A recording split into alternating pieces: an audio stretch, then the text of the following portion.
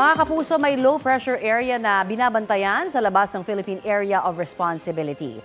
Namataan po yan ng Pag-asa 1,865 kilometers silangan ng southeastern Mindanao. Sa ngayon, mababa po ang tsansa ng nasabing LPA na maging isang bagyo pero posibleng pumasok sa PAR sa darating na Sabado. Unang araw po yan ng simbang gabi. Inaasahang lalapit ito sa Mindanao sa araw ng Linggo. Kaya dapat po maghanda sa dala po nitong ulan. Wala pang epekto ang LPA sa alinmang bahagi ng bansa ngayong araw. Hanging amihan ang umiiral sa buong Luzon habang easterlies ang nakakaapekto sa Visayas at Mindanao.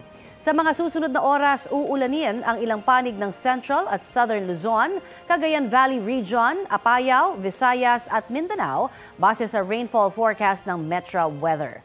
Mababa naman po ang tsansa ng ulan dito sa Metro Manila. Ngayong araw, nakapagtala po ang Pag-asa ng 15.6 degrees Celsius na minimum temperature sa City of Pines, Baguio. 18.5 degrees Celsius sa Malaybalay, Bukidnon, 20.8 degrees Celsius sa Tanay, Rizal, 21.2 degrees Celsius naman ang minimum temperature ngayong araw sa Kasiguran, Aurora. Habang 25.1 degrees Celsius dito sa Quezon City.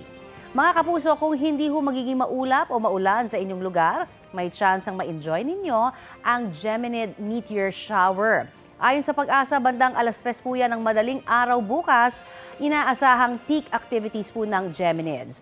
Hanggang 150 meteors ang maaari raw makita kada oras.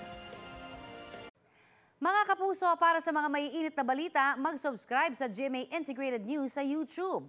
Sa mga kapuso abroad, subaybayan niyo po kami sa GMA Pinoy TV at sa www.gmanews.tv.